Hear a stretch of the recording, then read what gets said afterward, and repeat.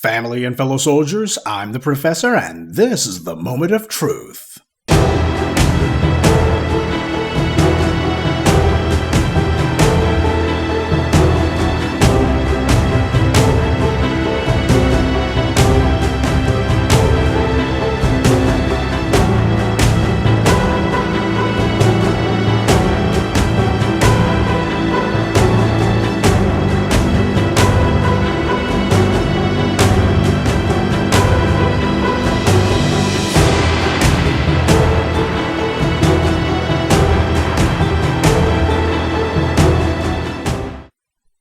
Yes, it has happened again and again.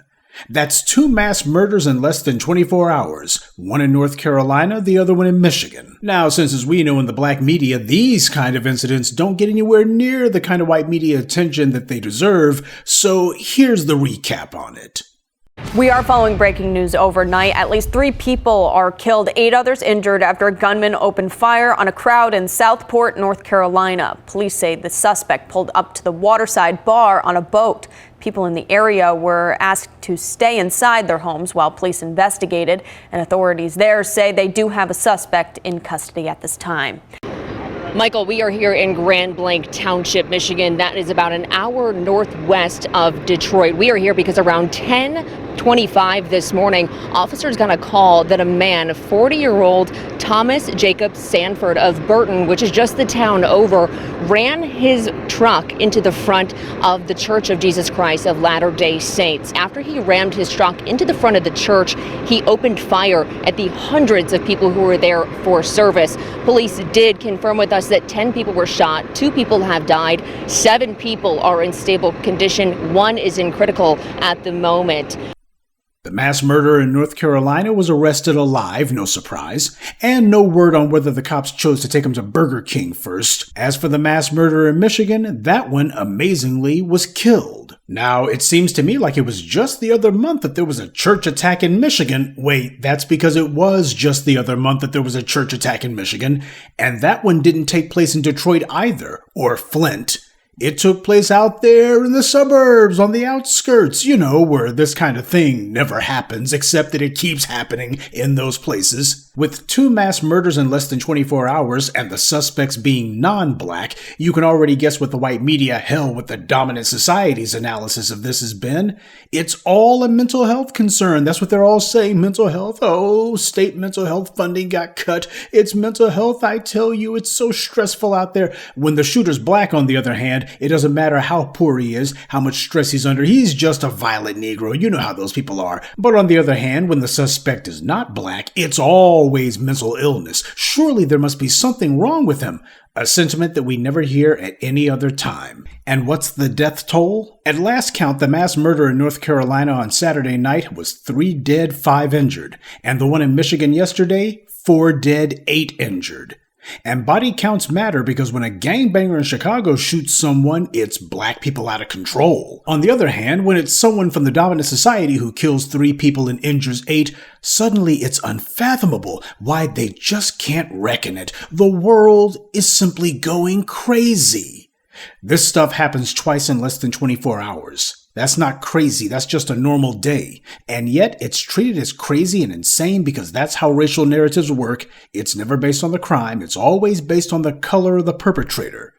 Times like this, one has to wonder, where is the wit and wisdom of Charlie Kirk at, he and his followers, to go ahead and comfort us all with the knowledge that black on black crime, etc., or white people are being hunted down by black people nationwide, except Charlie Kirk was also killed by a white man, and his followers and online fans are angry at black people because of that. Why? Because they saw him as the champion of a racialist myth that they just loved. It tickled them no end, and his death served as an inconvenient reminder that all of those anti-black narratives and talking points and tropes that he pushed and made a lot of money pushing were false from the very beginning. They never existed. This society gives itself permission to sweep these daily massacres, the real ones, under the rug. It only pulls out its phony, insincere concern if there's some black person to go after. Then they can treat the matter as a criminal justice issue. And what they've done is, to in effect, give these mass murderers a license to kill. These psychos understand full well exactly how the white media's racialist narratives work.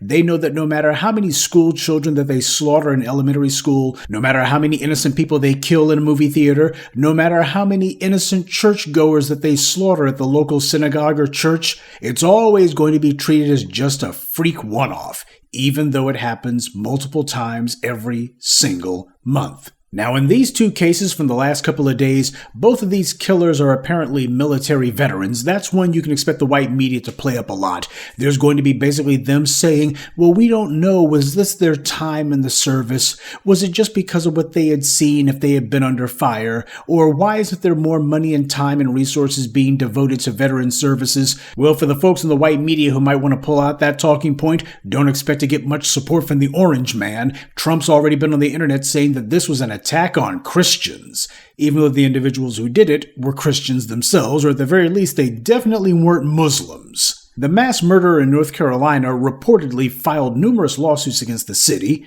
Now, the white media like to report on that, and it's all part of their humanizing these animals that they like to do. It's a matter of make these killers out to be human beings. Don't forget they're human beings, and the guy was in the military, and no doubt his neighbors and co-workers thought the world of him. That's what they're doing here. He filed numerous lawsuits with the city. Oh, if only somebody had paid attention to him and listened to him. That's the spin that they want to put on it. And as for the other mass murderer in Michigan, he's dead now, so I guess it doesn't matter if he had any lawsuits pending or not.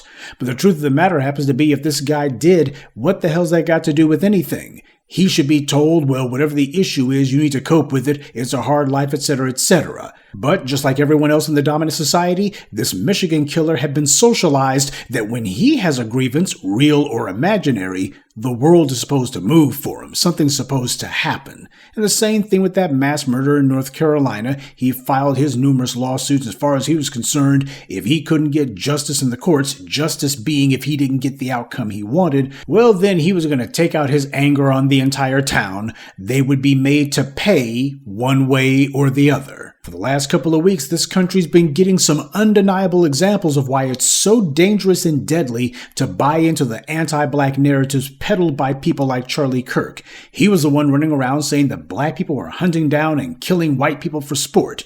Meanwhile, he himself was killed by a white man, and the other two mass murders that followed were not carried out by black people at all.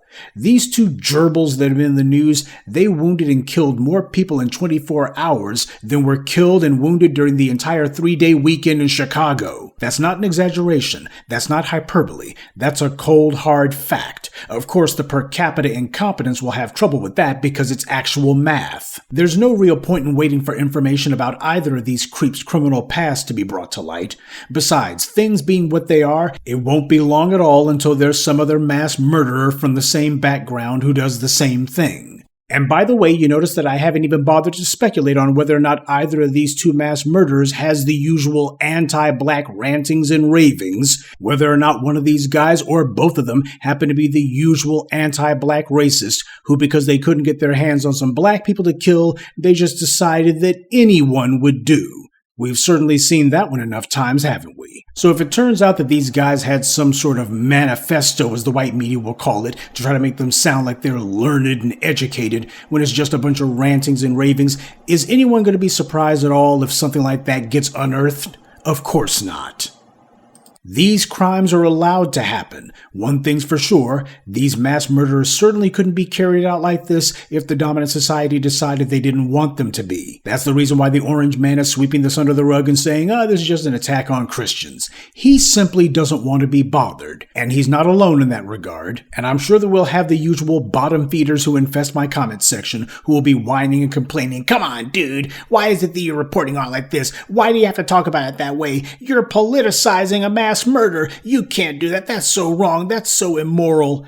Really? Charlie Kirk himself said it was absolutely necessary to politicize the murder of that Ukrainian woman. He didn't care about all of the thousands of Ukrainian women who had been killed in Russia, not by a black man on a metro train, but by a white man in Moscow. Charlie Kirk predictably didn't care about the thousands of dead Ukrainian women killed by Vladimir Putin. And the reason why is their deaths were meaningless to him. They couldn't be used to serve his political ends. So the thousands of Ukrainian women who lie dead today, they're just collateral damage. They're simply a statistic. They don't matter. What matters is whether or not there's a way that you can use it as a means to attack the black community. You can use it as a springboard for yet another anti-black policy. Because that's what they were teeing up before Charlie Kirk got murked. And Charlie Kirk himself couldn't wait to spread the lie that black people were hunting white people and black people were killing every white person in America. There's a ton of people in this world and in America in specific who have been socialized to believe that when they tell lies, especially lies about black people, these are just victimless crimes.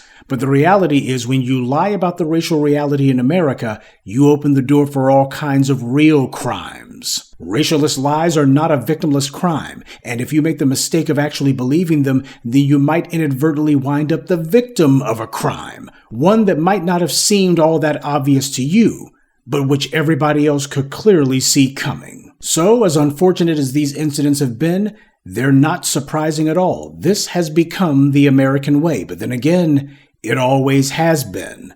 And that being the case, tragically, it won't be long at all before we have yet another headline just like this one, because you had yet another privileged psycho who this society decided to give easy access to firearms, but absolutely no access to accountability. And when you have a social climate like that, where there's already phalanx of individuals who are prepared to line up and give all kinds of excuses and obfuscations for this kind of thing, well, that makes it where everyone becomes nothing more than a target in a shooting gallery. But the people who make these excuses, they better be careful, because they have no idea which one of these lunatics they're giving the green light to go on a massacre. While it's true that these mass murderers may have a rich fantasy life, and in their own sick minds they see their victims as being nothing more than object lessons, just targets for them to gun down to prove the greatness of their wrath, or their petulance, or whatever, the truth is that these politicians and these pundits who make excuses for them, they also live in their own realm of make-believe. And in their minds, well, the bodies that hit the floor will never be their own. At least that's what they tell themselves. But that's one hell of a gamble that they're taking. If they decide that they're going to roll the dice like this every single day, they can do that.